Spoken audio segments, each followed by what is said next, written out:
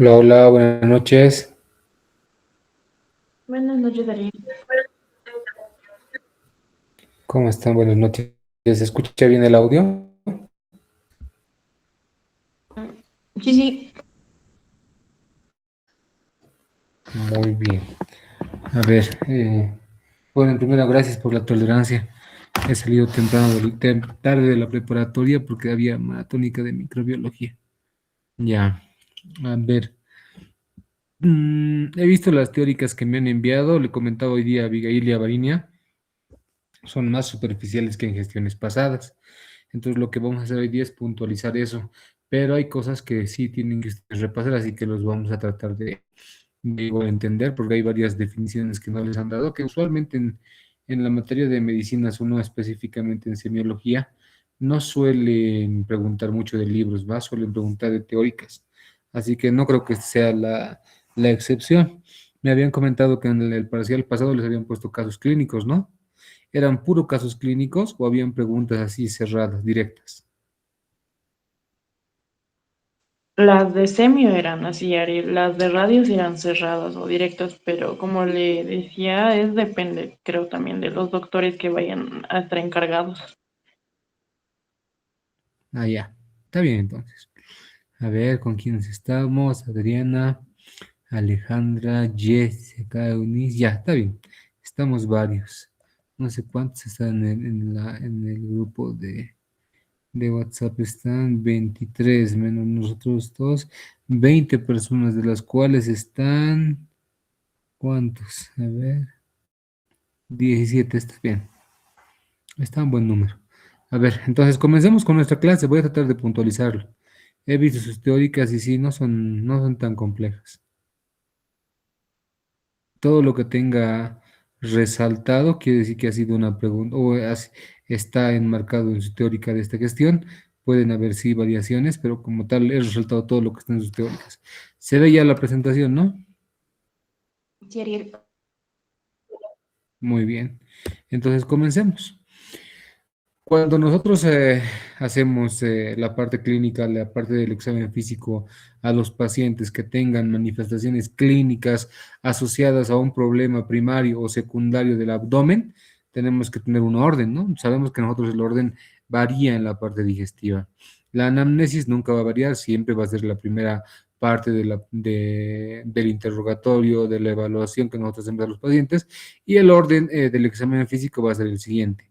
Iniciamos observando todo lo que pueda verse en la parte superficial: topografía, lesiones, equimosis, hematomas, alteraciones de la superficie, eminencias, masas que puedan ser visibles, ¿no?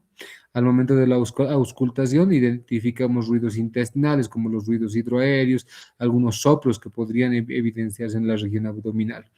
Luego hacemos palpación y terminamos con percusión, que obviamente es diferente, ¿no? Aquí la auscultación está como un segundo punto. En el caso de las semiologías torácicas, de cabeza y cuello y demás, la auscultación siempre la hacemos al último. Usualmente hacemos inspección, palpación, percusión y auscultación. Pero en este caso adelantamos la auscultación, principalmente cuando hablamos de tejido gastrointestinal, por las alteraciones de los ruidos y de las mismas y de los mismos soplos, las mismas alteraciones vasculares pueden llegar a variar con la percusión, con la palpación. Es por eso que hacemos nosotros esto, ¿ya? En semiología digestiva comenzamos siempre con inspección, que es lo que tenemos que nosotros inicialmente recordar en la parte de la inspección: la distribución o la topografía que tiene el abdomen. Este año he visto que el doctor Janko les ha aumentado algo, ¿no? Les ha aumentado las escuelas. Usualmente se decía, ¿no? Que el abdomen o toda la caja abdominal o la región abdominal estaba dividida en o 9 regiones o en 4 cuadrantes. Ahora les han especificado, ¿no? 9 regiones en base al contenido teórico francés o en latín o latina, la escuela francesa, y les han hablado ya de escuelas anglosajonas, que evidentemente eso es cierto, ¿no? hasta en la parte anatómica hablamos de las escuelas anglosajonas con clasificaciones, nomenclaturas, divisiones antiguas, que posiblemente hoy en la actualidad ya no utilicemos, pero que está dentro de la literatura. No creo que haga falta que yo les diga qué es cada uno de estos, sí, hay que repasar los límites, pero vean, no hay mucha diferencia. Así es como se llevaban en gestiones pasadas y es como en libros vamos a encontrar el contenido de cada uno de estos segmentos, ¿no? Contenidos importantes, hipocondrios, las fosas ilíacas y toda la parte central. La parte de los vacíos, también denominados flancos, no es muy estudiada porque el contenido es más que tejido intestinal y colónico nada más, ¿no ven? Pero bueno, este año les han puesto un contenido más amplio, que en realidad es lo mismo, solo les han especificado, en vez de decirles solo colon, les han puesto colon transverso, en vez de haberles solo puesto colon ascendente, les han puesto flexura cólica del lado derecho y demás. Así que eso es para ustedes. Nunca ha entrado contenido de los diferentes cuadrantes, pero no está de más que ustedes repasen eso. Lo que sí, este año he visto que les han aumentado son niveles vertebrales, que eso no suele darse en teóricas. ¿Qué dicen? Se considera abdomen, hay el espacio delimitado superiormente por la base o cara inferior del diafragma, también llamamos la base torácica, delimitada anteriormente por el apéndice sifoides o por la apófisis sifoides, la base de la misma y posteriormente la séptima vértebra torácica. Eso puede entrar porque no suele darse en teóricas. ¿Ya? Y el límite inferior será a nivel de qué? De el espacio interiliaco, también denominado ¿qué? Línea interiliaca, que posteriormente va a estar en relación con la L4 y anteriormente con de 2 a 5 centímetros por encima de la sínfisis del pubis, pero he visto que solo les han puesto línea interiliaca y posteriormente la L4. En las teóricas pasadas les hablaba, ¿no? De la importancia de cada uno desde el punto de vista clínico. Uno de ellos será siempre la fosa ilíaca derecha, ya que no solo este cuadrante era útil para el diagnóstico de las apendicitis, sino también para algunos cuadros como por ejemplo los embarazos ectópicos, las torsiones ováricas, inclusive las torsiones de cordón espermático. Eso sí se hablaba y preguntaban eso en el parcial, pero este año no se ha dado. ¿Ya?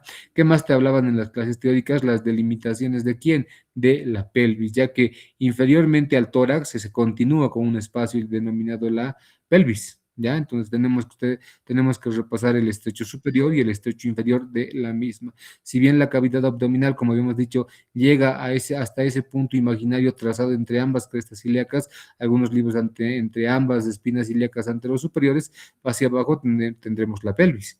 Esta pelvis a su vez está dividida en dos, una pelvis mayor, también llamada pelvis falsa, y una pelvis menor, también llamada pelvis verdadera, obstétrica o el desfiladero obstétrico, ¿no ven? El límite inferior de la pelvis siempre va a ser el peroné y el límite superior va a ser el límite inferior de la cavidad abdominal. Estas líneas punteadas que les he puesto ahí van a ser que los límites de los estrechos, el estrecho superior y el estrecho inferior. Desde la región posterior, que es el promontorio, las alas del sacro, las articulaciones sacroiliacas, la línea innominada o arqueada, la sínfisis del pubis y obviamente la eminencia iliopectínea. Eso es lo que vamos a ver como línea denominada estrecho superior o arco denominado estrecho superior. Y en la parte inferior vamos a ver que posteriormente el coxis, los ligamentos sacroiliacos, el isquion, las ramas iliopúbicas que unen el pubis, isquiopúbicas que unen el isquion con el pubis y el borde inferior de la sínfisis del pubis con el ligamento inferior denominado ligamento arqueado. Eso suele preguntarse, pero como este año no les ha dado eso el doctor Janko en las teóricas, vamos a pasarlo como contenido general. Lo que sí he visto que han hecho mucho énfasis en las inspecciones abdominales estáticas y dinámicas. Cuando hablamos de la inspección estática, hablamos de la morfología, las características que vamos a poder evidenciar en el paciente en decúbito o en estado de bipedestación. En cambio, cuando hablamos de inspección dinámica, hablamos de todos esos fenómenos móviles que tiene el abdomen, principalmente asociados con la respiración.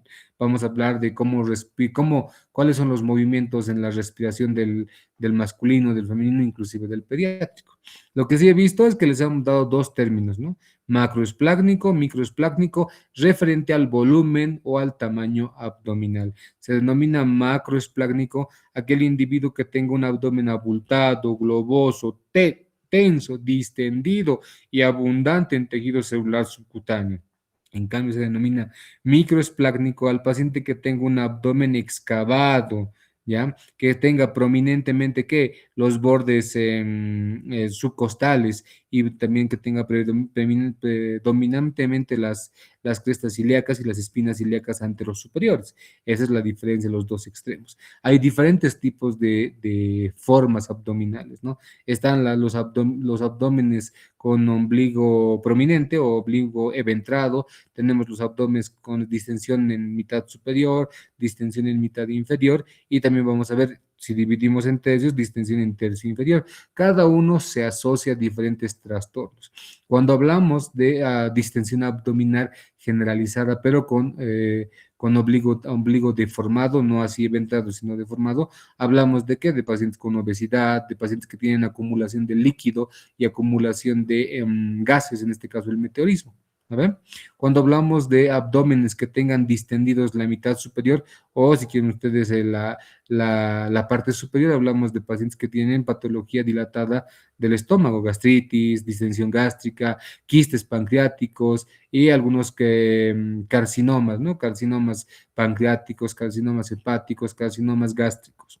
Cuando la distensión sea generalizada, pero con el obligo prominente, o también llamado, que se llama dedo de guante, y tiene otros nombres, hablamos de ascitis, que es la acumulación de líquido en espacio peritoneal.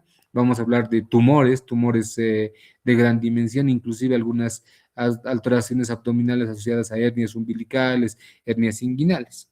Por otro lado, cuando se tiene distendida la mitad inferior o la parte inferior, hablamos de periodos gestacionales como el embarazo, tumores ováricos, retención vesical, inclusive podemos hablar de qué, de embarazos ectópicos. Cuando hablamos solo de tercio inferior, vamos a hablar de qué, de patologías más específicas, fibromas de útero, embarazos, pero en las primeras semanas antes de la semana 20, distensión vesical y obviamente también se puede asociar a hernias inguinales, ¿ya? Entonces les pueden poner ejemplos y te pueden decir qué tipo de abdomen tiene. Eso sería lo más útil en ese segmento, ¿ya? Cuando hablamos de el análisis de la región abdominal, tenemos que tener un ambiente específico, bien iluminado, con temperatura ambiental que esté entre moderada y caliente. Nosotros tenemos que tener al paciente en decúbito usualmente dorsal, aunque cuando se requieren hacer análisis de hígado, de vasos, son decúbitos laterales. Y cuando tratamos de hacer inspección dinámica, ya si utilizamos la biperestación, ¿no ve? Siempre con la previa autorización del paciente y obviamente con el vaciamiento vesical previo. En algunos casos, cuando se va a hacer palpación, no siempre se hace palpación, utilizamos unas telas llamadas las azaleyas, que mantienen el pudor del paciente para pues hacer un examen físico más cómodo tanto para el médico como para el paciente, ¿no? ¿Qué más te dice? ¿Qué tenemos que hacer en la inspección estática? Observar la forma del abdomen, tenemos que ver el volumen del abdomen, el tamaño del mismo, la pared abdominal, cómo está a nivel de la línea medio umbilical, también llamada línea alba, cómo está la simetría, si es que hay alguna deformidad, hay depresiones, hay prominencias, la superficie muchas veces asociada a qué, a la disposición o dirección del ombligo, eso puede ser pregunta del examen. También ver que la presencia de lesiones cutáneas, vasculares, estrías, en algunos casos está la circulación colateral y el movimiento tóraco-abdominal en el masculino, torácico superior en el femenino y demás. ¿No ven? Esto no he visto que les hayan dado en teórica, se los estoy poniendo como contenido.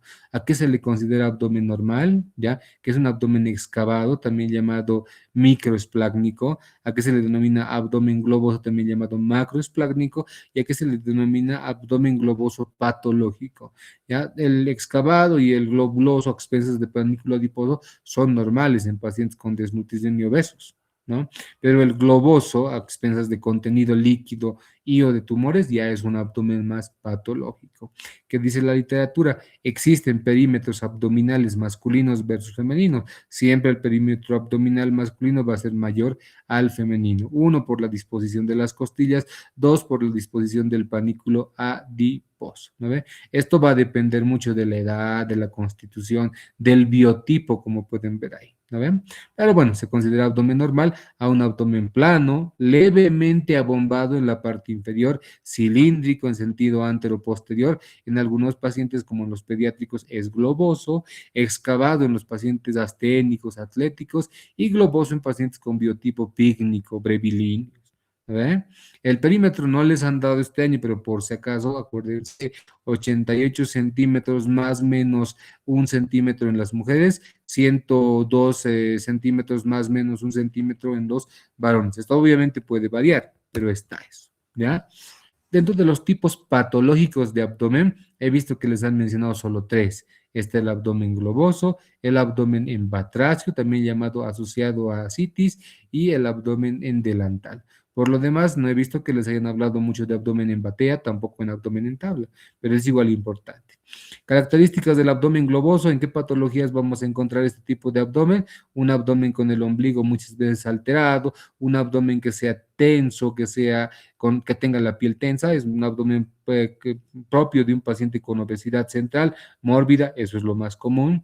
Usualmente vemos alteraciones del ombligo, vemos alteraciones de la cicatriz umbilical. Cuando esta cicatriz es eventrada, le vamos a denominar eso onfalopreptosis o muchas veces ombligo en dedo de guante. También se ven ascitis. La diferencia entre un abdomen globoso y un abdomen de batracio es que en el abdomen globoso el paciente presenta que a la palpación se puede todavía deprimir. ¿Ya? En casos de ascitis vamos a ver un clásico abdomen de batracio más tenso, no va a ser depresible, es más, inclusive podemos diferenciar un abdomen globoso de un abdomen en batracio por el timpanismo que cada uno tiene. El globoso es por muchas veces asociado a contenido gaseoso, ¿me entienden? O panícula adiposa. En cambio, en el de batracio es más asociado al contenido líquido que este puede tener. Vuelvo a reiterar, la citis inicialmente aparenta ser un abdomen globoso, pero cuando se establece, cuando ya es de larga duración, con contenidos de entre 4, 5, llegan inclusive hasta 10 litros, se denomina abdomen de batracio. Patologías, los pacientes que tienen hepatopatía alcohólica, cirrosis crónica o distensión abdominal por alguna obstrucción, globoso. En aquellos pacientes en los cuales encontremos derrame peritoneal, ascitis de larga duración, podemos ver inclusive las clásicas peritonitis, abdomen en batracio. El abdomen en delantal es entre comillas, patológico, ¿no? En realidad no siempre es asociado a patología. Se ve, sí, en pacientes obesos, y usualmente es más común en el sexo femenino, y obviamente es un abdomen que se ve secundario al periodo gestacional, ¿no? Una paciente que está en etapa posparto, después del alumbramiento, tiene este tipo de morfología abdominal. El abdomen en tabla, a diferencia de todos estos, es propio de qué? De la peritonitis. Cuando un paciente tiene perforación de alguna de las vísceras, el contenido empieza ¿qué? A inflamarse. Y al generar este fenómeno inflamatorio, los músculos de la pared abdominal empiezan a tornarse más resistentes, más tensos. A eso se le llama respuesta de tensión abdominal, también se llama resistencia abdominal. Eso lo van a ver en pacientes que tengan peritonitis. Luego, he visto que les han hablado de hernias, ¿no? Han hablado mucho de los estados de la pared, la superficie. He visto sí que han hablado de signos como de Chutroy y de Tamier, pero no han hablado como tal de estados generales. Pero sí tienen que saber, ¿no? Que es una eventración y que es una evisceración. Se considera eventración a la protrucción de contenido abdominal a través de un área de debilitamiento abdominal, las clásicas hernias, ¿ya? Se va a ver que la prominencia, la protrucción de músculo, aponeurosis y muchas veces de contenido intestinal. Tiene una aparición de mediano, largo, inclusive hay hernias crónicas, ¿no? No tiene mucha repercusión clínica, no duele, salvo se estrangule, y el tratamiento es netamente quirúrgico. En cambio, se considera evisceración cuando exista una alteración donde la piel se ve perforada, donde el tejido celular subcutáneo se ve alterado. Este tipo de trastornos van a darse en qué? En perforaciones, en traumatismos, en accidentes de tránsito, ¿no? Y a diferencia de la eventración, pues esta tiene mucho riesgo de vida. Este no tiene mucho riesgo de mortalidad, este sí. ¿Verdad? Les han puesto ejemplos de hernias y ustedes tienen que recordar las clásicas. Existen hernias como la hernia umbilical, las hernias epigástricas, las hernias inguinales. Hay dos tipos de hernias inguinales, hernia inguinal directa y la indirecta. La indirecta, nótense, eso no les son teóricas, pero preguntan. La indirecta se ve a nivel de qué? Del anillo inguinal superficial. La directa es a nivel del anillo inguinal profundo. Eso lo van a llevar en cirugía. Luego existen, ¿qué? Hernias que se van a ver a nivel del recto anterior del abdomen, a nivel de las partes laterales. Se llaman las hernias de Spiegel o también llamadas ventrolaterales. Hay hernias incisionales. Después de una laparoscopía, los pacientes tienden a tener debilitamiento de la pared abdominal. Y las clásicas hernias femorales a nivel del anillo femoral o anillo crural. Luego existen también en los pacientes, dentro de la inspección, cicatrices de cirugías previas. Hay tres cicatrices que ustedes tienen que dominar. La de Kocher, que se va a ver a este nivel, a nivel del reborde condrocostal del lado derecho, a nivel del hipocondrio derecho, en pacientes colecistectomizados, aquellas que a los que se les hace cirugía laparoscópica o cirugía abierta de vías biliares o de vesícula biliar, la clásica incisión de Kocher. Luego tenemos que la de McBurney a nivel de la fosa ilíaca del lado derecho, ¿no ve? En pacientes que han sufrido apendicectomías. Y por último, a nivel de la parte suprapúbica encontramos una cicatriz transversa, ya denominada la de Pfanstiel, la que se hace en pacientes con cesáreas, ¿no ve? Son tres cicatrices que les pueden preguntar: Kocher, McBurney y Pfanstiel. ¿Hasta ahí se han entendido? Sería, Muy bien. ¿Qué entienden con signo de Chutro? Abigail te he preguntado hoy día cuando has venido a la oficina, ¿qué es el signo de Chutro? era la desviación del ombligo hacia el lado ¿Hacia derecho o dónde? izquierdo. Hacia el lado derecho era. ¿Derecho? ¿No? Izquierdo. Hacia la fosa ilíaca del lado derecho, ¿ya? Usualmente cuando el paciente tiene abdomen agudo por apendicitis aguda, el ombligo tiende a desviar hacia el lado derecho, en algunos casos hacia la fosa ilíaca derecha. A veces se llama el clásico signo de Chutro en pacientes con apendicitis aguda. Ahora bien, eso es cuando hay desviación del ombligo viendo hacia la parte derecha y hacia la fosa ilíaca derecha, ¿no ve? Pero hay veces donde el ombligo tiende a qué, a desviarse la dirección sí, la dirección, ¿no? Hacia arriba y hacia abajo. Por ejemplo, cuando hablamos del signo de Tamier, también llamado Tamier, en pacientes con ascitis. Cuando un paciente tiene ascitis, el ombligo tiene un desplazamiento hacia abajo. En cambio, cuando el ombligo tiene un desplazamiento hacia arriba, es asociado a tumores abdominales, tumores intraabdominales, masas como tal. Yo creo que pueden preguntar eso, Chutro o Tamier, ¿no ve? Luego también tenemos que ver la pilificación, que eso nunca han preguntado, distribución del vello púbico del hombre es romboidal, en el sexo femenino es triangular. Eso más a nivel de la región pubiana, ¿ya? Ahí les he puesto. ¿Qué más te pueden preguntar? Existen pacientes que tienen alteraciones, por ejemplo, hipertensión vascular, hipertensión portal abdominal. Si bien ustedes deben recordar, ¿no? En la mitología griega hay un semidios llamado Medusa, el cual con la mirada te petrificaba, ¿no? Te volvías en piedra. Como su cabello estaba formado por varias serpientes y por el trayecto serpentiginoso que tienen las diferentes venas de la región subcutánea del abdomen, pues vamos, lo han denominado el signo de la cabeza de Medusa. Ahora bien, el signo de la cabeza de Medusa refiere ¿qué? Hipertensión portal. Ahora hay dos tipos de hipertensiones portales clínicas. ¿Cuáles son? La portocava y la cava-cava. ¿Qué quiere decir esto? Cuando un paciente tiene distensión vascular, ¿no? Distensión vascular periférica que se origina a nivel umbilical y se va hacia la periferia como un clásico signo del sol naciente o signo de la cabeza de Medusa, es la hipertensión portal portocava. Pero cuando las dilataciones serpentiginosas son paralelas unas a otras, se denomina el síndrome de hipertensión portal cava-cava. ¿Se ha entendido? Sí, Ariel. Muy bien, eso pueden preguntar. He visto que está en teoría y no está muy bien especificado en sus teóricas, pero tienen que saber la diferencia entre una hipertensión portocava y una hipertensión cava-cava. ¿No ve? Este gráfico, ¿qué sería? ¿Portocavo o cava-cava?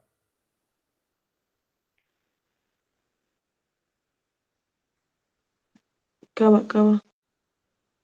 Muy bien.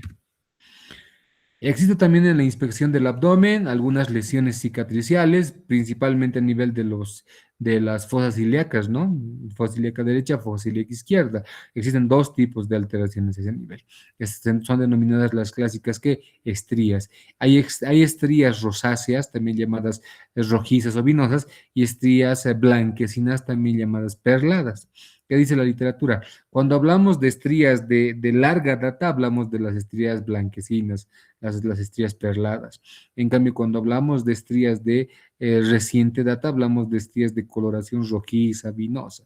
¿A qué se debe esto? A la rubia, nótense esto, a la ruptura del tejido celular subcutáneo, no de la piel, del tejido celular subcutáneo. Usualmente en pacientes que aumentan o disminuyen bruscamente de peso, principalmente cuando aumentan bruscamente de peso. ¿Ya? En el caso de las mujeres embarazadas, ¿cuál tendrían, Abigail? ¿Las rojas o las blancas? Las rojas. ¿Ya? ¿Qué dicen tus compañeros? Dice Abigail las rojas. Rojas. Mm, Muy bien. Inicialmente son rojas y posterior al embarazo, si se quedan, se tienden a tornar, ¿qué? Perladas, blanquecinas. ¿No ven? Es importantísimo eso. ¿Qué más? Encontramos alteraciones equimóticas. No son hematomas, son equimosis. He visto que en sus teóricas les han puesto hematomas. No son hematomas, son equimosis. Cuando hablamos de una equimosis periumbilical, hablamos del clásico signo de qué? De Colin. ¿Ya? O signo de Cullen, se lee cola, o coloración violácea, azulada o equimótica periumbilical. Pero cuando tenemos equimosis en flanco se le denomina el clásico signo de Gray-Turner. En sus teóricas solo les han puesto Turner, pero recuerden, es de Gray-Turner. Ambas son manifestaciones clínicas de un tipo de pancreatitis, la clásica pancreatitis hemorrágica, también llamada necrohemorrágica. Ya eso puede ser pregunta de parcial. ¿En qué tipo de patologías se ven las equimosis periumbilicales o de flancos? O de Cohen y las de Gray-Turner. Pueden preguntar las equimosis. Además, dentro de la inspección dinámica, como habíamos visto, son los fenómenos dinámicos, móviles que tiene el abdomen. Uno de ellos es que la coadyuvación que tiene este con la respiración. Por ejemplo, cuando hablamos nosotros de la inspiración y la expiración en pacientes masculinos, hablamos de una respiración tóraco-abdominal, también llamado abdominotorácica. ¿Qué quiere decir? El paciente cuando hace inspiración distiende abdomen y cuando hace expiración comprime abdomen y distiende tórax. Es la clásica ventilación masculina. En el caso del sexo femenino no hay mucha distensión abdominal, por ende se le denomina ventilación costal superior, también llamada torácica superior. En caso de los niños es netamente abdominal, ¿no? Por la disminución en masa muscular que ellos tienen. A eso se llaman los movimientos respiratorios, que obviamente tienen que ver también con el abdomen. Existen luego que las clásicas pulsaciones aórticas. ¿Qué quiere decir esto? En aquellos pacientes que sean muy delgados vamos a ver inclusive algunas pulsaciones de vasos arteriales superficiales, como también se puede identificar que movimiento peristáltico. Si bien el peristaltismo se escucha por la auscultación, también se puede ver en pacientes que tengan obstrucciones, en pacientes que tengan válvulos, colon volvulado, se puede ver el movimiento peristáltico abdominal. A la auscultación existen ruidos hidroaéreos. ¿Cuáles son? Existen una gran variedad de ruidos hidroaéreos, todo en base al tono, a la intensidad, ¿no? Ruidos hidroaéreos hiperintensos, hipointensos y normointensos. Los normointensos o hipointensos son los normales. Por eso cuando hablamos de ruidos hidroaéreos hablamos de qué? De ruidos caracterizados por el movimiento intestinal que son fisiológicos, suaves y continuos, que aproximadamente por minuto se deberían escuchar entre 5 a 35. ¿Qué error ven ahí? Está tal cual en sus teóricas.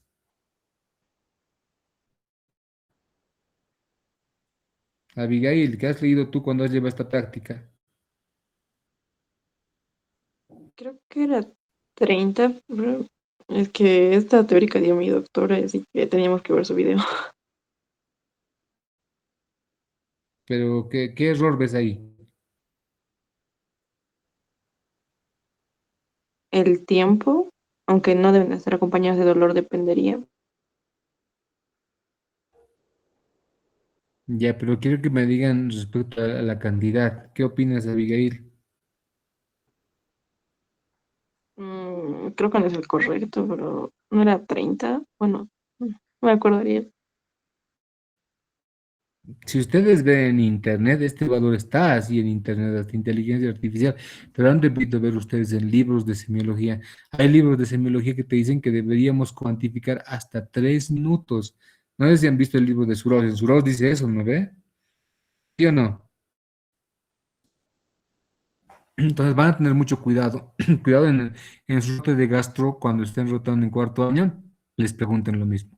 ¿Qué dicen las literaturas actuales? Entre 5 hasta 30, 35 ruidos hidroaéreos de baja intensidad por minuto. Pero en libros antiguos te dicen hasta 3 minutos se debería contar los ruidos hidroaéreos. ¿Qué dicen? No se debe acompañarse de dolor, no siempre.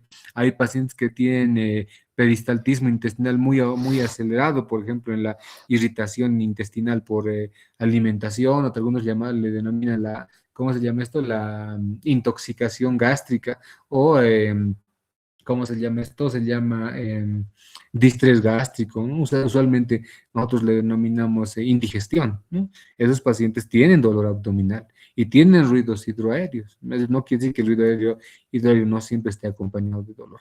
¿Qué más te dicen? Ahí les he puesto de dónde se ha sacado lo que en las clases teóricas les han dicho. Cuando se aumentan, cuando disminuyen y cuando no están presentes. Cuando aumentan en frecuencia y en intensidad en las gastroenteritis, en pacientes que están iniciando una obstrucción intestinal o en pacientes que estén en ayunas, con hambre. Disminuidos en pacientes que estén en el periodo de descanso, ¿no? Sueño, bajo el efecto parasimpático, pacientes estreñidos y pacientes que estén comenzando, ¿qué? Un hilio paralítico, ¿no ven? Y cuando no vamos a ver o no vamos a escuchar ruidos hidroaéreos, cuando se haya establecido el hilio paralítico y en algunos casos las peritonitis. ¿Quién me dice que es un hileo paralítico? ¿Qué es un hileo paralítico? Sería la parálisis de los intestinos, del intestino delgado. Habrían su movimiento peristáltico como tal. Muy bien. ¿Se considera hilio paralítico a qué? Aquella detención o parálisis temporal, ¿no ve? De los movimientos gastrointestinales. ¿Esto puede deberse a qué? Mm, Una denervación. Alteraciones funcionales, no así alteraciones obstructivas. La obstrucción no genera hilio paralítico, es obstrucción intestinal, ¿no ve? El hilio paralítico no se asocia a obstrucción, se asocia a alteración funcional, ¿no? Por eso se llama hilio paralítico, ¿no? No tiene que ver con algo mecánico, es más funcional, ¿ya? ¿Qué más me interesa? Al momento de hacer la auscultación, así es como se ausculta. Usualmente los libros te dicen, haga referencia a los 9 cuadrantes, a los 2 hipocondrios, a los 2 flancos, a los 2 fosas ilíacas, y de manera vertical comienza en epigastrio, mesogastrio e hipogastrio. Es la manera de auscultar el abdomen. ¿Podemos escuchar otros ruidos? Claro que sí. Si nosotros utilizamos el estetoscopio o el fonendoscopio y lo localizamos en epigastrio y escuchamos un ruido parecido a un soplo, sí, muchas veces se asocia a ¿qué? A patologías tanto sistólicas como diastólicas arteriales. Por ejemplo, que tengamos alguna tumoración o una masa ocupativa que esté comprimiendo a la arteria aorta o en algunos casos también a las arterias renales. Hay soplos renales, soplos aórticos abdominales. Luego encontramos los clásicos ruidos de roce. ¿Qué significa eso? Cuando tenemos inflamación muchas veces de la superficie del peritoneo que hace de que exista una fricción con órganos abdominales. ¿Qué te han mencionado en tu clase teórica? Por ejemplo, patologías que neoplásicas, tumores que al momento de la ventilación o de la respiración hagan fricción con el hígado, con el estómago. Se llaman ruidos de roce, que se parece muchas veces a qué? Al desprendimiento del velcro, del scratch, como ustedes le llaman. ¿Qué te dice aparte? En los pacientes que tengan ya 16, 18 semanas de embarazo, ya vamos a escuchar ¿qué? Ruidos vasculares, claro que sí, del flujo sanguíneo placentario, pero también vamos a escuchar la clásica fetocardia, los latidos fetales, ¿ya? En la palpación he visto que no se han hecho mucho problema los doctores este año. Han hablado de dos tipos de palpaciones, monomanual, bimanual. ¿Para qué sirve la monomanual? Es un movimiento activo con solo una mano que te permite explorar y palpar de manera pasiva toda la parte superficial del abdomen. Cuando hablamos de palpación bimanual, cuando queremos hacer ¿qué? Palpación más profunda asociada a qué? A contenido tumoral, a masas ocupativas. No creo que esto entre al examen, pero sí les pueden preguntar, ¿no? Dentro de la bimanual podemos hacer también superficial, sí, hay bimanual profunda, bimanual superficial, ¿no? Les pueden preguntar la clásica maniobra de la mano escultora de Merlo o la maniobra del esfuerzo, ¿ok? No creo que la del esfuerzo les pregunten la de Merlo. ¿Qué tipo es? Una maniobra palpatoria bimanual superficial. ¿Qué les pueden preguntar? Luego, al momento de la percusión, recuerden, usualmente se hace a favor de las agujas del reloj, comenzando del flanco del lado derecho y volviendo donde hasta la fosa ilíaca. Pero en sus teóricas que les han dicho, la palpación debe iniciarse en el apéndice sifoides y a manera de abanico descender hacia dónde, hacia la región umbilical y a la paraumbilical. Esto se lo hace con la clásica técnica percutiva dígito digital de Gerard, donde utilizamos un dedo percutor, que es el dedo medio, sobre un dedo plexímetro o plexor del lado contrario. Obtenemos tres tipos de ruido: el timpanismo, la hiperresonancia y la matidez. Algunos libros te dicen timpanismo, hiperresonancia, submatidez y matidez, que también vale. ¿A ver? Ahí está para que ustedes vayan viendo. Timpanismo en vísceras que estén llenas de aire. Por ejemplo, podemos hablar de estómago, intestinos, vejiga que esté vacía o en la parte del tórax, ¿no? Cuando hablamos de matidez, cuando palpemos, percutamos qué órganos sólidos, hígado, cuando hablemos de qué, de región cardíaca o de una vejiga llena de líquido, ¿ve? Y por último, hipersonalidad, cuando hablemos de qué, de áreas intermedias que no sean ni timpánicos ni mátidos, ¿no? O con matidez. Clásicamente las bases pulmonares que están superpuestas a nivel del hígado o a nivel del bazo.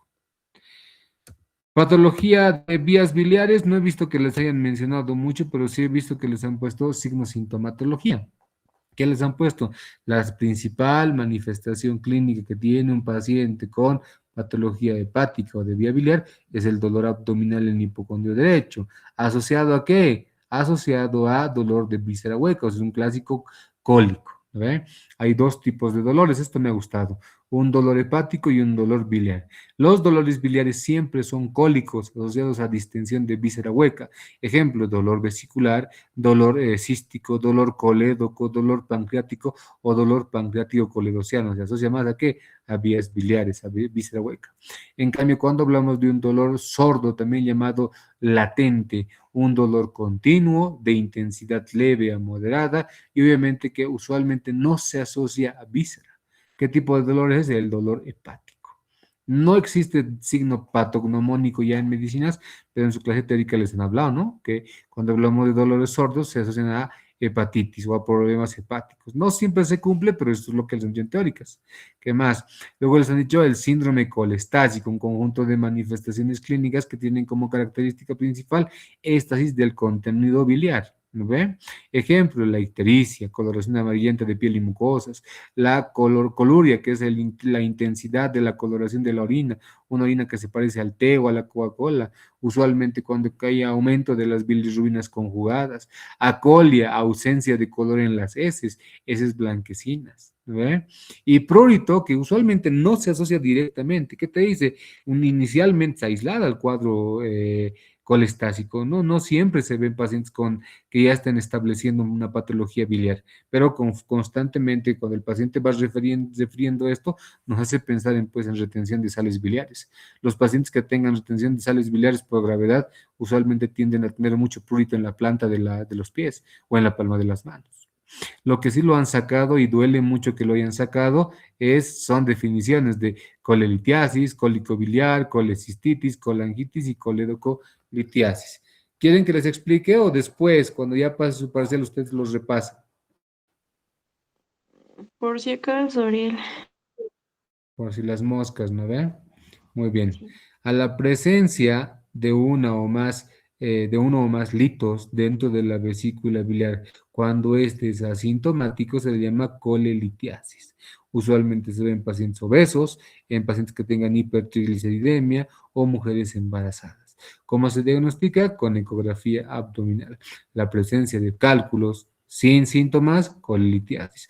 Cuando tras el consumo de alimentos colecistoquinéticos, o sea, grasas y comidas copiosas, se libera la colecistoquinina, esta contrae a la vesícula biliar. Y para la mala suerte del paciente, uno de los litos o cálculos llega a obstruir el bacinete o la vía de salida de la vesícula. Cuando se obstruye inicialmente, esta vesícula se inflama posterior al consumo de alimentos colecitoquinéticos, que si es que revierte al uso de analgésicos, antiespasmódicos o antieméticos, se denomina simplemente cólico biliar. Pero cuando la obstrucción se establece y el dolor se caracteriza por ser un dolor muy severo, asociado a qué? A fiebre, leucocitosis y es dolor en hipocondrio derecho, se llama la colecistitis. ¿Cuál es la particularidad? No remite al uso de analgésicos. Este es un dolor constante que debe ser diagnosticado por ecografía, gamografía, hepatobiliar y que obviamente requiere de una intervención quirúrgica para su reversión, bajo anestesia, bajo tratamiento antibiótico e hidroterapia. Por otro lado, si uno de estos pequeños cálculos sale por el conducto cístico y llega al conducto colédoco, obstruye el mismo. Eso se llama la coledocolitiasis. ¿Asociado a qué? Igual a dolor de víscera hueca, cólico biliar, por pequeños litos, ¿no? Usualmente el lito pequeño es el que llega a ser colédoco, microlitiasis, ¿no? Pero si el paciente, aparte de esta coledocolitiasis por la obstrucción, genera irritación de toda la vía del colédoco, se va a generar una colangitis. La clásica tríada de Charcot, hoy vamos a hablar de eso porque eso entra en el parcial, ¿ya? Colangitis, irritación e inflamación de las paredes del colédoco. Coledocolitiasis, una obstrucción del conducto colédoco. Colecistitis, una obstrucción de la vesícula biliar con inflamación de la misma. Cólico biliar, un dolor por obstrucción que revierte al manejo de analgésicos y antiespasmódicos.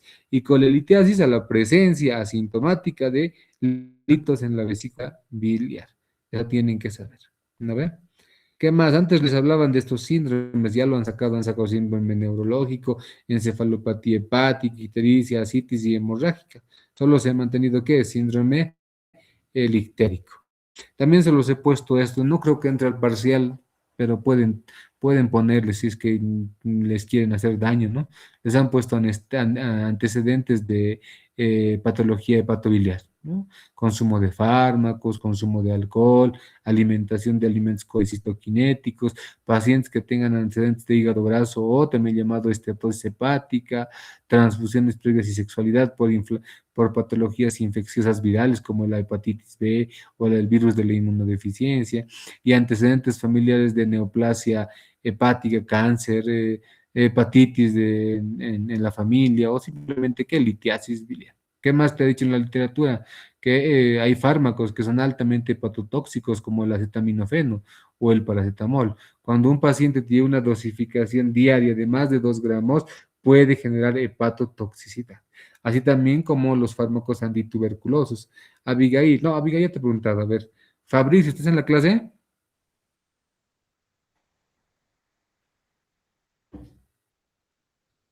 Hola, ¿se escucha?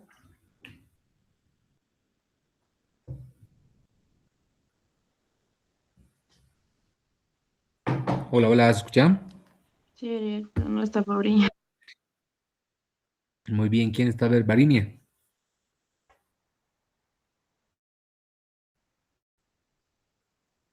Tampoco está Varinia. ¿A quién le voy a preguntar? A ver. Mm, Dice que Carla está Choque, ¿está en la clase? esperando.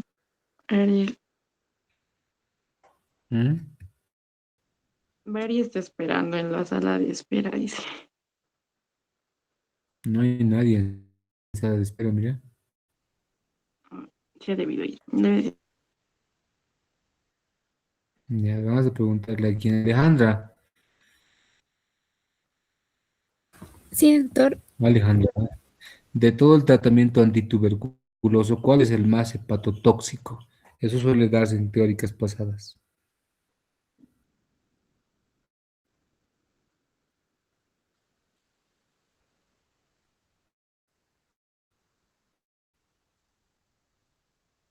No ¿verdad? recuerdo.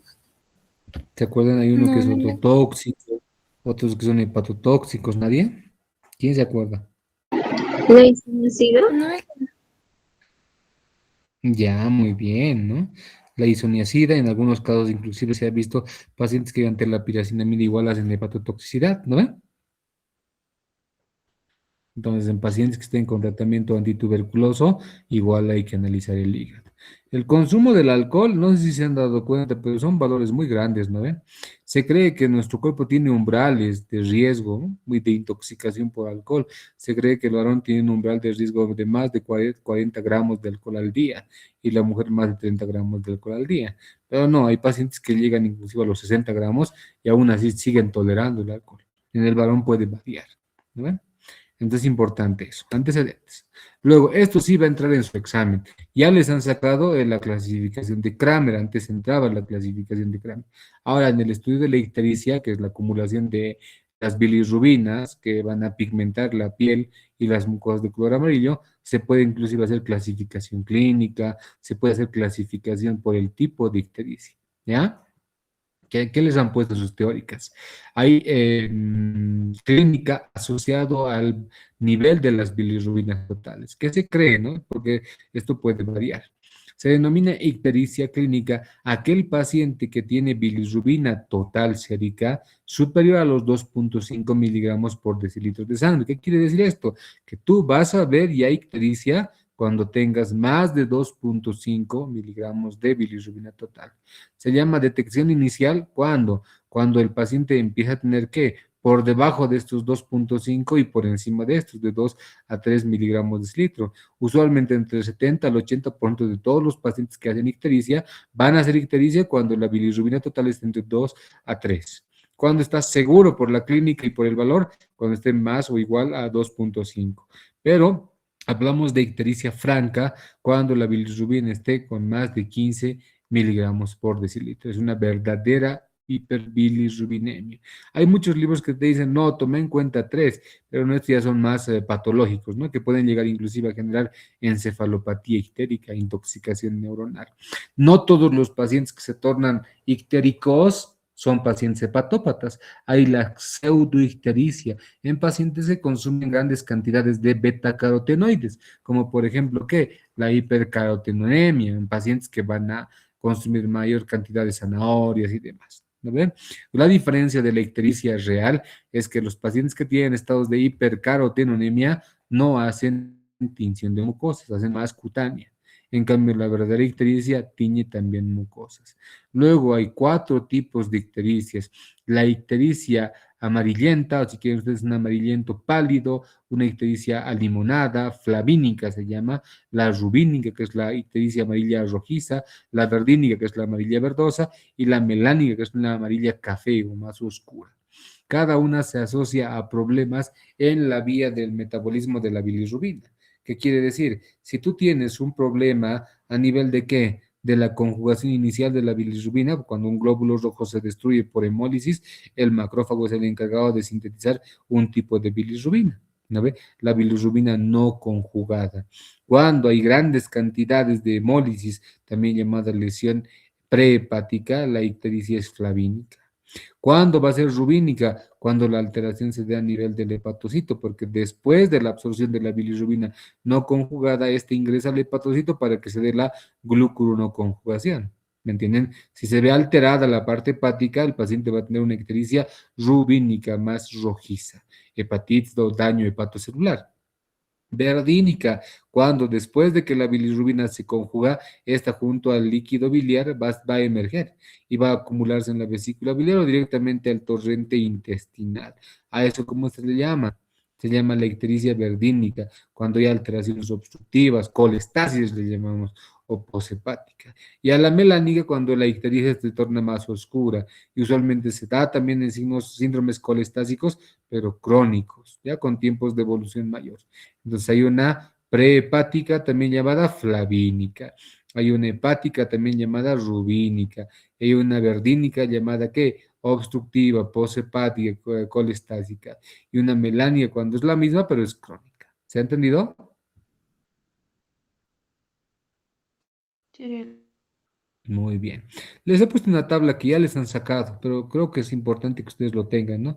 Diferencias entre ictericia en el recién nacido y diferencias en la ictericia del adulto. Todo lo que les han puesto este año en sus clases teóricas son netamente para adultos.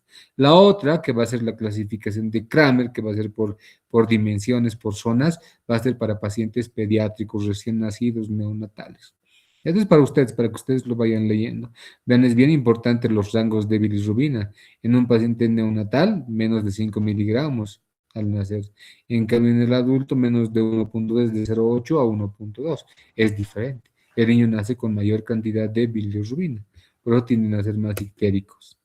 Luego, esto me ha gustado que les hayan puesto. Esto se los pregunta, se pregunta en cuarto año. No saben dar esto en serio. ¿Los estigmas de qué? De la cirrosis, también llamada enfermedad hepática crónica. Todo lo que les han mencionado se ve en este gráfico. Primero, ¿qué es lo que tenemos que mencionar? Alteraciones paratiroideas. Usualmente no tienen hipertiroidismo, tienen hiperparatiroidismo, aumento del tamaño de las glándulas, parótidas, ¿no ve? También tiene que ver con la parte tiroidea, a eso me referí. ¿Qué más vamos a ver en estos pacientes? Como hay lesión hepática o daño hepático, el sistema de la coagulación se altera y por ende el paciente empieza a presentar ¿qué? Pequeñas lesiones vasculares llamadas las telangiectasias o también llamadas las arañas o spiders, también se las llama en inglés, ¿no ve? Son pequeños vasos dilatados visibles a nivel de la región del tórax y a nivel de la región de la cara, que se dan por alteraciones del sistema de la coagulación. Son pequeñas microhemorragias. Luego vamos a ver que el paciente por alteraciones proteínicas y hormonales va a empezar a tener aumento del volumen de las glándulas mamarias, ginecomastia, alteración de la región del vello púbico, porque recuerden que la mayoría de las hormonas sexuales tienen un proceso metabólico que va a tener que ver con el hígado y con los riñones también. ¿Qué más? Hipotrofia testicular, disminución del tamaño testicular, la clásica palma hepática que se va a ver que a nivel de la región tenar o hipotemar es una clásica, un clásico eritema, tenar o eritema hipotenar. Circulación colateral que ya habíamos visto es portocava o cava-cava, depende del tipo de hipertensión que tenga el paciente, y escoriaciones por rascado. También vamos a ver estrías en estos pacientes por acumulación de sales biliares. Cuando un paciente tiene todas estas manifestaciones clínicas o dos o más, se denomina paciente cirrótico o también llamado paciente con hepatopatía crónica. ¿Ya? Les pueden preguntar, esto sí puede entrar al examen. Uno de los siguientes no es un estigma de la cirrosis o de la hepatopatía crónica. ¿Ya? Luego, aquí les he puesto resumen, ¿no? Maniobras monomanuales, bimanual, simple y la en mano de cuchara. Cada uno tiene utilidad, ¿no? Uno permite desplazar la fosa ilíaca derecha cuando el paciente ventila, hace la expiración, cuando el paciente expira e inspira, ¿no? ¿Qué dice la literatura? Cada vez que el paciente le pedimos que inspire profundamente, el diafragma lo va descendiendo y conforme va descendiendo nosotros vamos comprimiendo con una mano, ¿no? En este caso la mano derecha, la mano del médico que va a palpar. Al momento de la inspiración, al descender el diafragma y al ascender la mano vamos a comprimir la vía biliar o vamos a comprimir el hígado. Es en ese momento donde el paciente refiere que dolor o simplemente tiene dificultad al momento de la inspiración, que es diferente, ¿no? Con la clásica mano de cuchara, cuando con este tipo de procedimiento, con los dedos enganchados en el borde contracostal, comprimimos todo el reborde hepático para poder palpar de esa manera que el borde, el contenido biliar y demás, la vesícula biliar en pacientes que tienen patología colestásica. He visto que no les han dicho todas las maniobras. De verde están las bimanuales que son útiles para poder ver los bordes contracostales. Luego he visto que les han hablado cuando hablan de ascitis, del signo de témpano de hielo y del signo de Murphy para poder identificar patologías netamente biliares. Entonces, les he puesto ahí un resumen para que ustedes puedan leerlo. Está resaltado de amarillo lo que yo creo que puede entrar. ¿Ya? Está de verde lo que me sirve para poder identificar el borde hepático. A ver, existen tres maniobras para poder identificar el borde hepático. Gilbert, Chaufard y Matthew. ¿Ya? Ahí están, Gilbert, Matthew y Chaufard. ¿Cuál es el otro nombre de Chaufard? Peloteo hepático. ¿Cuál es el nombre de Matthew? El de enganche, ¿no? Entonces, eso es para ustedes, para que lo lean. ¿Qué más me interesa de todo esto? Cuando nosotros utilizamos estas maniobras e identificamos el borde hepático, identificamos y analizamos tamaño, superficie, borde y consistencia. Usualmente en los pacientes con hepatitis vamos a ver que un tamaño más prominente, vamos a ver superficies con bordes más romos, vamos a ver superficies más lisas y obviamente más duras. En cambio, cuando vamos a ver hígados más blandos y prominentes en hepatomegalia secundaria e insuficiencia cardíaca, que hemos llevado en fisiopatología. ¿No ve? Entonces hay una gran variedad. Ahora, si mientras hacemos la palpación nosotros sentimos un latido, usualmente eso se asocia ¿a qué? A congestiones cardiohepáticas graves. Usualmente en pacientes con insuficiencia cardíaca derecha, la vena cava inferior no puede drenar hacia la aurícula del lado derecho. Por ende, hay que una hipertensión de la arteria porta, una hipertensión hepática. Es de ahí las grandes hepatomegalias de los criterios de Framingham. ¿No ve? Luego les han puesto, ¿qué? Las maniobras percutoras, ¿no ve? ¿Qué hacíamos nosotros? Hace muchos años se viene haciendo esto. Hacemos percusión tanto a nivel torácico del hemitórax derecho, a nivel diafragmático, hepático, hasta la parte abdominal-intestinal. Por eso se llama la percusión hepática del sonido, ¿no? O la línea del sonido le llamamos. Comenzamos desde el tercer espacio intercostal hasta por toda la línea medio clavicular hasta paraumbilical. ¿Qué hacemos? Vamos a identificar los diferentes sonidos. A nivel torácico vamos a escuchar el sonido timpánico. Luego a nivel de las bases vamos a ver un sonido submate. A nivel hepático mate y a nivel abdominal, dependiendo del contenido, ¿no? Timpánico o submate. A eso se llama la percusión del sonido o la percusión de secuencias de sonidos. Hay otros dos signos importantes, el de Chilaiditi y el de Hobart. Eso seguramente les han debido preguntar. ¿Qué es el signo de Chilaiditi? Cuando nosotros encontramos timpanismo, sonido de que de una víscera llena de aire. ¿Dónde? Cuando se interpone la parte inferior de qué? La parte inferior del hígado, ¿junto a qué? Junto a la parte del colon. ¿No? Por eso dicen aquí timpanismo en la zona hepática, ¿debido a qué? A la interposición anatómica del colon y el hígado. Usualmente el hígado debería ser mate, pero cuando escuchamos timpánico, decimos signo de Chilaiditi, timpanismo donde debería escucharse matites. Esto no es algo patológico. Cuando un paciente ha consumido alimentos, se llena de gas el abdomen, principalmente el colon, y obviamente de un estado timpánico, o perdón, de un estado mate, se vuelve un estado timpánico. ¿Qué diferencia tiene con Hobart? ¿Qué dice la literatura? Timpanismo difuso en zonas de matites. Uno diría Chilaiditi es lo mismo. No, Chilaiditi es justo por debajo del hígado, entre hígado y colon. En cambio, Hobart es sobre el hígado, sobre donde debería ser mate. Este sí es un signo de alarma. Cuando existe alteraciones de los intestinos, usualmente al perforarse un intestino podemos acumular aire sobre el hígado. ¿Ya? El clásico neumoperitoneo, asociado muchas veces, vuelvo a reiterar, a perforación de víscera hueca. ¿Cuándo vamos a ver signo de Hover? Cuando hayan traumas abdominales. ¿Cuándo vamos a ver signo de Chilaiditi? En pacientes postpandriales, en pacientes que tienen meteorismo. Uno se ve normalmente y el otro es patológico. ¿Se entendió? Tiene Muy bien. A ver, Abigail, ¿qué has entendido tú de la prueba del rascado? ¿Qué entiendes con prueba del rascado?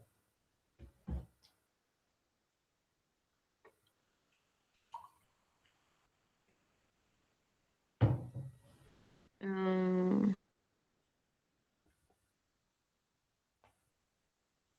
como lo menciona ahí, ¿Por qué le han puesto prueba del rascado? ¿Será realmente que rascas tú?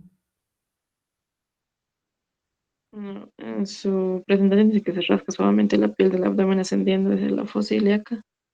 En realidad no se rasca, no, se frota, ¿ya? Se pone la membrana del estetoscopio sobre el área hepática. Usualmente, ¿dónde? En el punto de Murphy, ¿no? Ahí lo ponemos. ¿Y qué hacemos después de poner el estetoscopio mientras estamos escuchando? Vamos a hacer un pequeño frote a nivel del hígado, justo al lado del estetoscopio. ¿Ya? ¿Y qué te dice? Ascendiendo desde la fosa ilíaca. Comenzamos a nivel de la fosa ilíaca del lado derecho hacia el hígado. ¿Deberíamos escuchar o no deberíamos escuchar a Abigail? sí se debería escuchar. Solo cuando estemos cerca del hígado, ¿sí o no? Sí, sí. Pero ¿qué tal si desde la fosa ilíaca vas escuchando? ¿Es sinónimo de qué? De que hay Hepatomegalia. de que hay contenido aéreo o contenido líquido. Mm, es- De contenido líquido. Esto me sirve más para las ascitis. No es tanto para el hígado, pero les han puesto ahí, ¿no ven? Test, el rash test, ¿ya? Por si acaso. Luego, las clásicas maniobras para vía biliar. Primero, punto cístico. Como reconozco punto cístico, trazo una línea desde el ombligo hasta el vértice o la fosa axilar. Esa línea, cuando ella entrecruce el borde condrocostal, pues vamos a ver el punto cístico, también llamado punto de Murphy. ¿Qué dice la literatura? A ese nivel vamos a generar una presión. ¿Cómo tenemos que hacer el signo de Murphy? Ubicamos con el dedo gordo o con el dedo índice, con cualquiera de los dos dedos. Algunos libros te dicen dedo índice y dedo medio. Tienes que comprimir. ¿Qué tienes que pedirle al paciente mientras tú vas a comprimir? ¿Qué inspira? Muy bien. Si mientras el paciente inspira y tú vas comprimiendo, el paciente interrumpe su inspiración o por dolor o por incomodidad, es el clásico signo de Murphy. No es lo mismo que McBurney. McBurney es otro signo, ¿no ve? Signo de Murphy. Luego está la maniobra de Prone, ¿ya? Es bien parecida. El signo de Murphy usualmente puede ser monomanual, bimanual. Ya depende de eso, ahí hasta modificar. ¿Qué te dice que es el de Prone? Ven, ahí es bimanual también. Esto se lo hace más en pacientes brevilíneos, en pacientes gorditos, ¿no ve?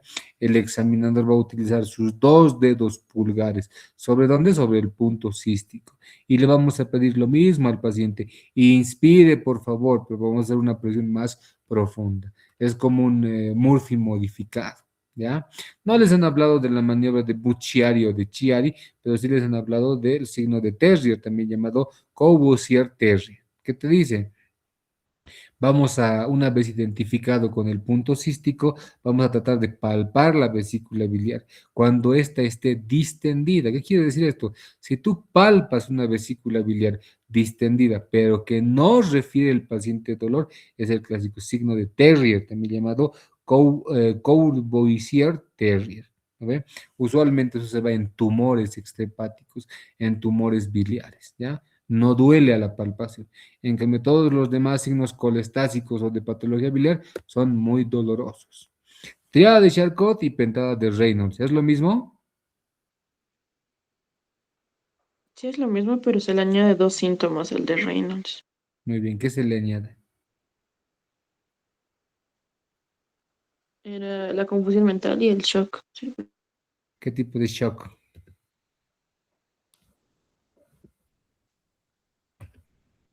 Distributivo. ¿Distributivo? No, no, hipotensión. Obviamente, pues son la clínica del shock, pero ¿qué tipo de shock? Hemos llevado en fisiopatología shocks.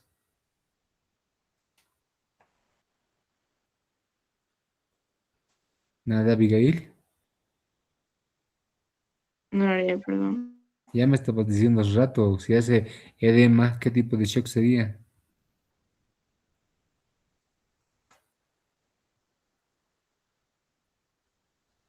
Ah, sepsis. Distribu- Séptico, ¿no ves? Distributivo. Ya me estabas diciendo hace rato. ¿Qué te dice? Triada de Charcot. ¿Para qué me sirve? No es para todas las patologías de vías biliares, es principalmente para qué? Para la colangitis. ¿Ya? Colangitis aguda, no es para todas las patologías de vías biliares, colangitis aguda. ¿Cuál es la característica? Distermias, alzas térmicas, fiebre, asociada a escalofríos también. ¿Qué más?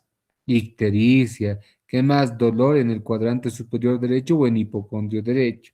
Esa es la triada de Charcot. Si a esta triada tú le aumentas ¿qué? Alteraciones del sensorio, por ejemplo, confusión mental, o sea, alteraciones de la escala de Glasgow, asociada a que hay hipotensión más taquicardia, o sea, shock de tipo séptico o de tipo distributivo, ya le denominamos la pentada de Reynolds. Es lo mismo, solo que uno es solo la triada y al otro le aumentas shock y alteraciones del estado del sensorio, alteraciones mentales.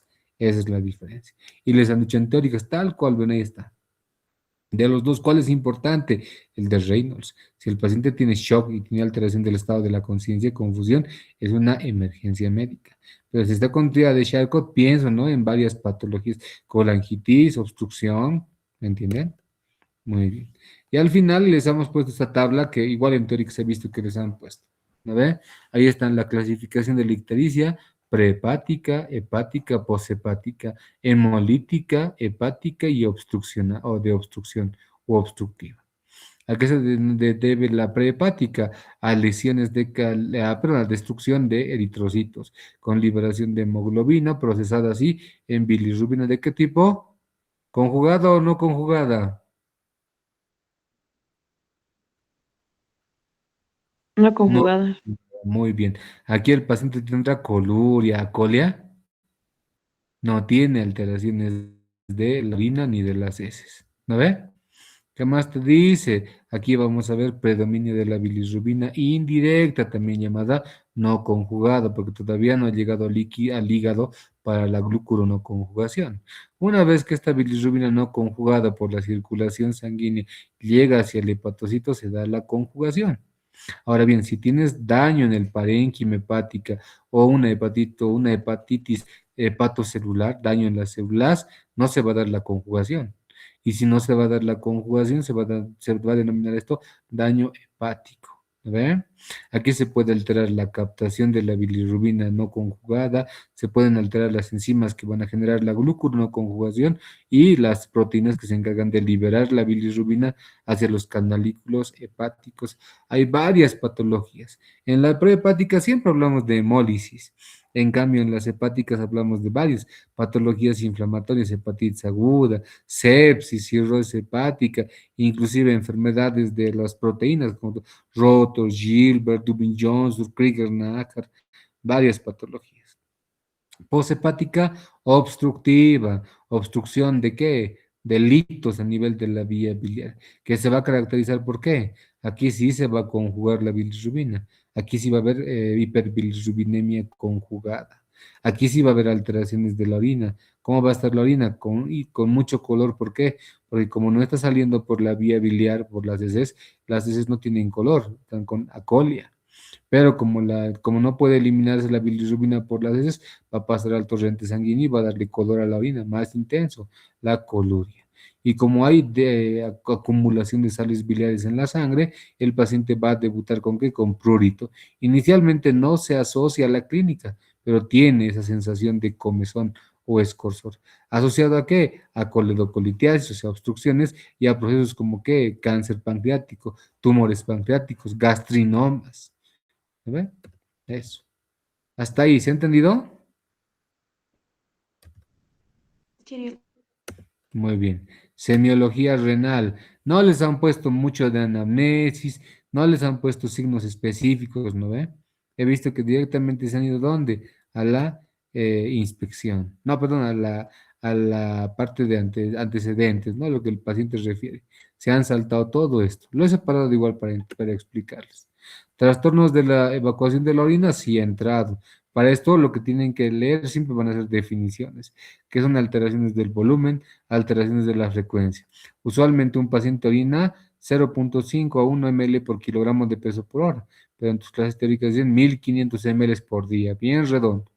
Cuando estás con más de 2500, poliuria. Cuando estás con menos de 400, oliguria. En realidad es menos de 500, oliguria. ¿A ver? Cuando estás menos de 100 se llama oligoanuria, pero este año en sus teóricas les han puesto anuria con menos de 100 ml. Y anuria con menos de 100 o sin volumen como tal. Les han puesto tipos de anurias: las anurias renales, prerrenales, renales, porrenales y psicógenas, ¿ya? Te pueden preguntar, uno de los siguientes no genera anuria. No creo que les pregunten definición. Luego está la clásica poliuria, un aumento del volumen urinario. Hay poliurias pasajeras y poliurias crónicas. Las crónicas siempre van a ser asociadas a nefropatía diabética, nefropatía tensional, nefropatía reumática asociada al lupus o alteraciones del eje hipotálamo hipoficiario.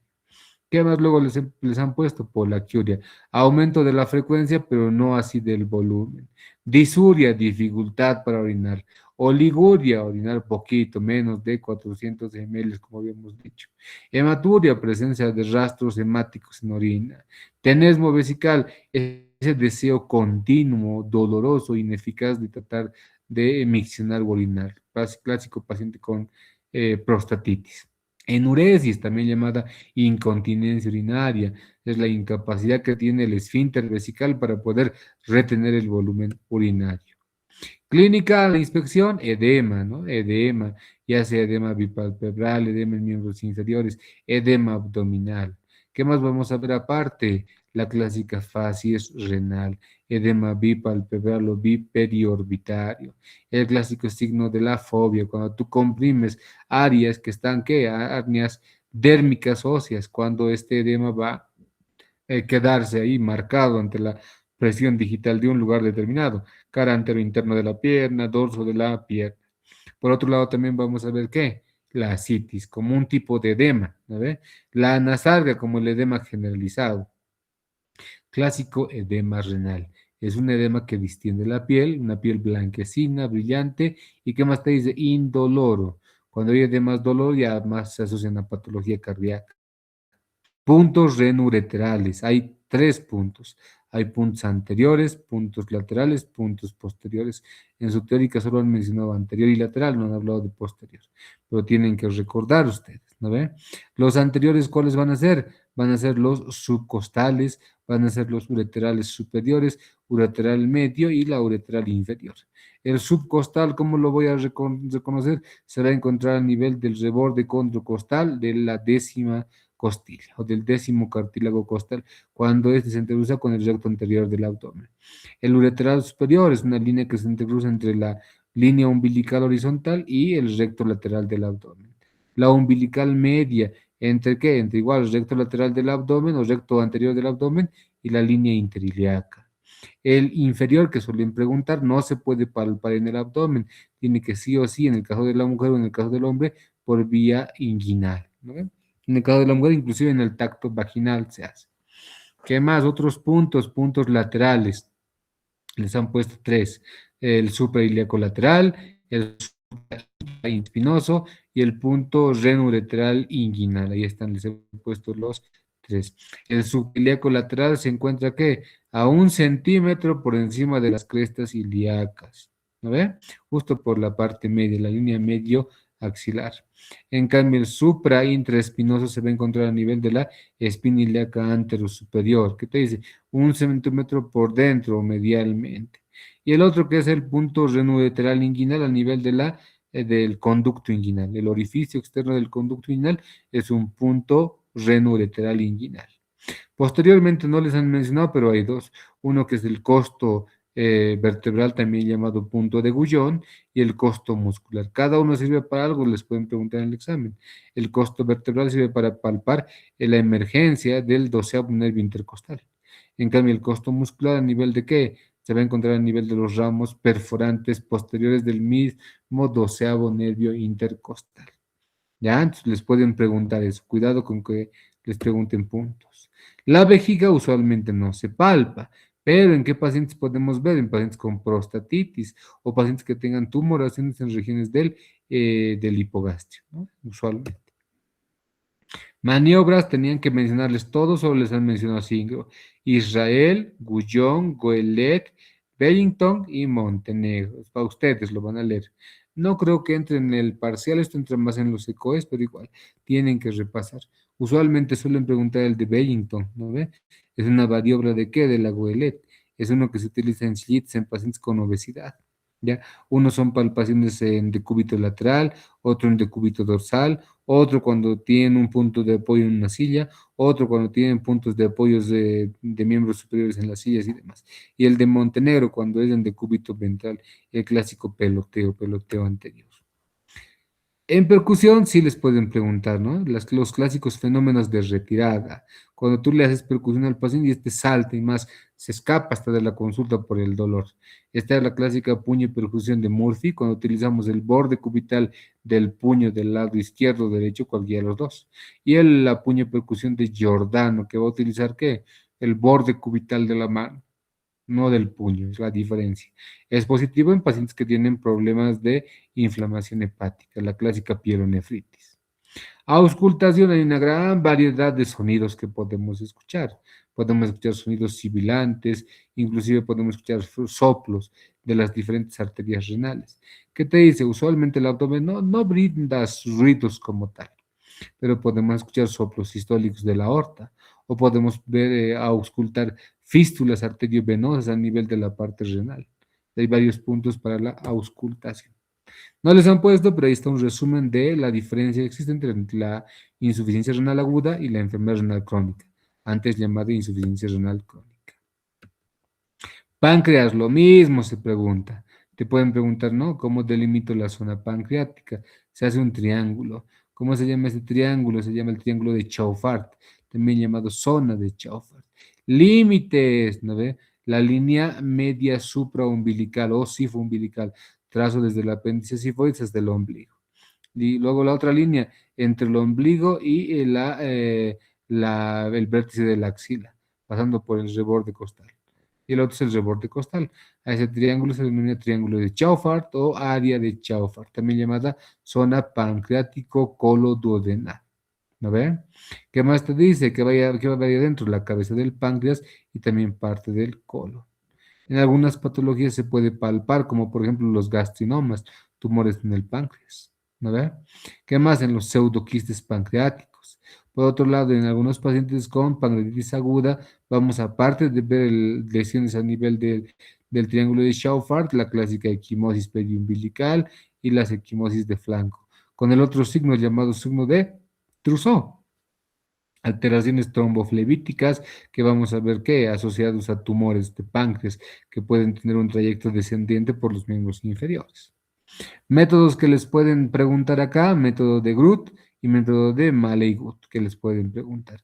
Son dos diferentes, que tienen como finalidad que utilizar puntos anatómicos, por ejemplo, el punto de Orlowski, el punto pancreático de Desjardins, podemos utilizar el triángulo costofrénico de Mayer-Robson y el punto de Prigioni. Cada uno se encuentra de diferente manera. El punto de Orlowski, ¿qué te dice? Es la intersección entre dos líneas oblicuas, que van a trazarse ¿desde dónde? Desde el acromión de la escápula hasta la espina ilíaca anterosuperior contralateral, lo propio es. Ese punto de unión va a ser el punto de Orlowski, es la clásica región que me permite identificar la cabeza del páncreas o región pancreática. Luego viene el punto cefálico pancreático de Desjardins. Es una línea que se traza, ¿no? Desde el ombligo hasta la axila. ¿Cuánta distancia? De 6 o de 5 a 7 centímetros de esa línea umbilico-axilar. ¿No? Punto costofrénico de Mayer-Robson, ¿qué te dice? Es un ángulo que se traza, ¿ya? Debajo del apéndice sifoides, también llamado costo vertebral izquierdo, que permite identificar mediante esta angulación la cola del páncreas y algunas esplenomegalías. Y por último, punto de Proioni. Se trazan ¿qué? Dos traveses de dedo sobre el ombligo y un través de dedo hacia la izquierda. Es el clásico punto de Proioni. Todo para poder reconocer áreas palpatorias de páncreas. Hablan de pancreatitis, sí, pancreatitis aguda y pancreatitis crónica. ¿Cuál es la característica? En ambos se inflama el páncreas, solo que uno puede ser que un compromiso local y en el otro puede volver hasta generalizado. Hay varias causas. La causa hepática es la principal que genera pancreatitis aguda. Una colangitis, una colelitiasis o una microcolelitiasis hace que el lito viaje con más facilidad por el colédoco, la clásica pancreatitis aguda. En cambio, la crónica asociada al alcoholismo, intoxicación por alimentos colecistoquinéticos y demás. La clínica, vean, la crónica no es muy clínica, la aguda es más clínica. Esa es la diferencia, es más signo sintomatológica la aguda que la crónica. ¿No ve? Esto he visto que ya no les han puesto en teóricas, pero igual les pongo ahí los clásicos tumores pancreáticos, sólidos, neuroendocrinos y quísticos. ¿Qué te dicen de los tres? El más común es el sólido, asociado a adenocarcinoma ductal. En cambio, el neuroendocrino se asocia a tumores del páncreas, como por ejemplo el síndrome de Zollinger-Ellison, el carcinoma, los insulinomas, los glucagonomas, tumores en el páncreas. Y los tumores quísticos, como el pseudoquiste pancreático, quistes serosos simples y algunos quistes mucosos, ¿no? También. Ya para terminar, semiología del aparato reproductor. Para estos chicos, solo definiciones, ¿ya? No creo que entren anamnesis y demás. Lo que sí les pueden preguntar es qué es un cistocele, qué es un colpocele, antecedentes patológicos, qué tipo de patologías pueden desencadenar semiología femenina reproductora, antecedentes heredofamiliares. Esto es importante, ¿no? Antecedentes ginecobstétricos, que es la menarca, la primera menstruación, que es el ciclo menárquico, el ciclo menstrual, ¿no ve? Que varía mucho en Oriente y en Occidente. ¿Qué más te dicen? Que es la FUM, fecha de última menstruación. Ritmo menstrual o catamenio, que es ritmo catamenial o ritmo menstrual es el número de días del ciclo sexual con el número de días hemorrágicos. Luego lo que el año pasado ha entrado, ¿no? Amenorrea, polimenorrea, oligomenorrea, hipermenorrea, hipomenorrea, dismenorrea, algomenorrea, odinomenorrea, dolor menstrual, aumento, disminución de la cantidad, ¿no ve? Alargamiento entre dos periodos menstruales, acortamiento entre dos periodos menstruales, menos de 21 días, ¿no ve? A la especuloscopía en la cavidad vaginal, nosotros ¿qué vamos a ver? Muchas veces vamos a ver secreciones. No es lo mismo una vaginitis que una vaginosis. Luego he visto que les han preguntado en sus clases teóricas también, o les han explicado quistes de Nabot, los quistes de Bartolino, cervitis tricomoniática, condiloma acuminado vaginal, las clásicas candidiasis, ¿no? Ahí están gráficos que les he puesto. La presencia de placas blanquecinas, candidiasis, ¿no? La presencia de espuma o blanquecina amarillenta en algunos casos, tricomoniasis, ¿no? ¿Qué más te dice? Alteraciones, por ejemplo, eritematosas e inflamatorias alrededor del cervix uterino, quistes de Nabot usualmente, ¿no? Les pueden preguntar. ¿No se realiza percusión? No. ¿No se realiza auscultación? Salvo embarazos ectópicos. Ahí sí vamos a ver hasta fetocardia, ¿ya? ¿Qué me interesa? Por favor, van a repasar las tablitas que les he hecho de maniobras, como se hace la de Murphy, como se hace la de los Giordano, Israel, Gullón, Ouellet, Bellington y Montenegro, cómo se hace los puntos letrales, siempre preguntan, luego te pueden preguntar volúmenes, ¿qué más te pueden preguntar luego? Prehepático, hepático, poshepático, triadas y demás. ¿Estamos? Sí. Muy bien. Preguntas, Abigail. Tú que es la única que ha participado en la clase. Bueno, en esto faltaría de genitales masculinos, Ariel. Ahorita me di cuenta. Es muy cortito, Abigail. Les voy a No, mandar sí, ahorita sí. un resumencito porque ya son las 11:30. Lo que sí, no les he explicado abdomen agudo porque ahorita estaba haciendo una tabla de cómo son las manifestaciones clínicas. Eso sí, les voy a mandar ahorita. Termino esto y les mando. ¿A qué hora es su parcial, Abigail? A las 7 de la noche. A las 6 tienen algunos micro. Entonces les Parcial. voy a mandar a primera hora una tablita que estoy haciendo de abdomen agudo. ¿Ya vi? Está bien, Ariel. Muchas Y gracias. seguramente la doctora les ha debido enviar ya el material que les he mostrado ya para que ustedes repasen. ¿Ya? Está bien, Ariel. Listo, nos vemos. Chau, chau. Gracias, Ariel. Chao, chao.